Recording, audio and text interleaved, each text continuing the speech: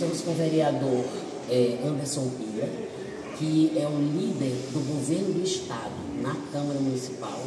Representa isso, muita coisa para todos nós. E aí nós vamos ouvir a avaliação de como aconteceu o desfecho de ontem, quando foi votado pela manutenção dos vetos da Casa. Ou seja, do Poder Executivo. O Poder Executivo, mais uma vez, respeitando a vontade do Parlamento, isso ele tem demonstrado durante 5 anos aqui na Câmara Municipal de Campina Grande, e aí dos próprios vereadores de sua base, também dos vereadores de oposição, que em sua grande maioria tentando melhorar a vida do cidadão através de seus projetos. Por exemplo, tem um projeto do Tertuliano que ele dá prazo para que as pessoas tenham direito, a própria prefeitura, resolver o problema das consultas, dos exames. Tinha também projetos da base do próprio governador aqui feito da Câmara, do prefeito aqui na Câmara, importante, mas mesmo assim, com argumentos que não nos convenceu, a gente pleiteou pela derrubada do veto, votando os vereadores de oposição que estavam presentes pela derrubada e os vereadores de situação, infelizmente, votando pela manutenção do veto, inclusive os vetos dos seus próprios projetos.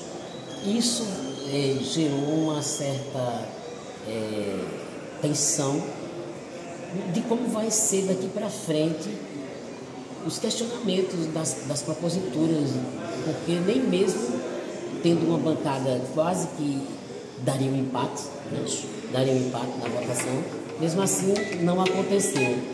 Como é que vai ser o futuro agora de vocês? O que mais nos preocupa é a independência do próprio poder. Nós sabemos que os poderes eles têm que ser harmônicos, mas eles são totalmente independentes. E o que a gente vê, por exemplo, o vereador, ele propõe um projeto, sendo da própria base do prefeito. Aí eu estou fazendo um panorama geral. Os vereadores da própria base do prefeito apresentam o seu projeto, o prefeito não concorda, veta, e ele depois do veto do prefeito, ele vota contra o seu próprio projeto. Você mostra aí o tamanho da submissão que parte dos vereadores se submetem aqui na Câmara. E isso não acontece com a gente, independentemente de sermos oposição ou se fôssemos situação, aquilo que a gente acredita que é melhor para a população, a gente diz agora, diz amanhã e diz sempre, porque o povo tem que ser em primeiro lugar e não a decisão de uma única pessoa que acredita que manda, para além da sua gestão do Executivo, manda também no Parlamento. E isso a gente não pode aceitar que aconteça na Câmara nem em qualquer lugar do Parlamento. O Parlamento está aqui para construir, juntamente com o povo, soluções. E aí, essas soluções elas têm que serem coletivas, E elas coletivas. Uma pessoa, um autocrata, achando que vai mandar em diversos poderes, isso a gente não pode deixar e nem aceitar dentro de um Estado democrático de direito. Quebrando o protocolo, já que você é líder do governo do Estado, como é que você está vendo esses desdobramentos políticos que deixam o cara meio indefinido, sem saber para que lado seguir, qual filosofia política, de quebra tem a nível nacional, também um ministro acabando com tudo assim, reprovando todos os demais ministros, chamando inclusive de mentirosos, Porque quando ele reprova o mandato, ele chama de mentiroso todos os ministros. A minha forma de ver juridicamente, aí sim, por ser advogado, eu tenho uma compreensão dentro disso, a gente vê que todas as argumentações elas são importantes que se escutem. Dentro de uma democracia, o importante é que a gente escute o outro e passe a analisar todo esse contexto. Ontem teve um voto do ministro Fux, que ele foi na contramão da sua própria decisão anteriormente, do seu próprio legado construído por Fux.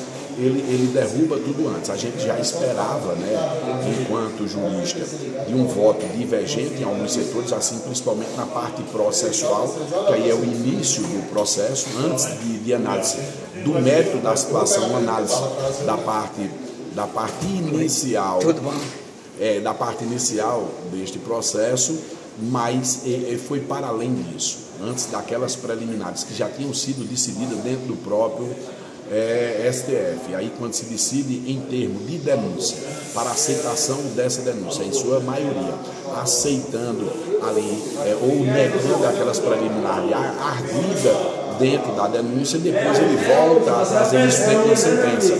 Então ele concordou que a preliminar ele concordou com aquilo alegado na preliminar, né, dentro de uma denúncia e depois na sentença pensar diferente. Então vai mais ou menos por aí. Dentro do mérito ele vai na contramão das próprias provas, né? E aí na contramão isso é um direito dele de acreditar, né, naquela tese que ele produz. Mas você vê um voto extenso com muitas citações contrárias às suas decisões históricas dentro do STF e tratando aquilo que a gente, dentro da política e dentro da área jurídica, a gente mais repugna, que é justamente você condenar os menores, você ser a favor que houve um delito para os menores e para aqueles intelectuais que pensarem em todo delito, você absolve. Isso você traz aquela a grande máxima, você retorna para o ambiente político, uma proteção para aqueles que coordenam os grandes delitos, e você esmaga o povo, esmaga aquele que menos fez, aquele que foi incentivado a cometer o crime. Aí eu não estou isentando aquele que comete o crime, mas eles estão, de acordo com o voto dele, isenta quem for o mentor de tudo e condena aquele que menos tem possibilidade de se defender. É isso que eu discordo totalmente. Não discordo do posicionamento dele, mas dou, claro, sempre o direito dele fazer as suas explicações da sua decisão. O que fica muito aí evidenciado é que os grandes passarão a ser absolvidos dentro do crime, de acordo com a leitura dele, e esmaga aquele menor. Isso é que eu acredito que foi a parte mais esdrúxula do voto do Luiz Fux. Obrigado.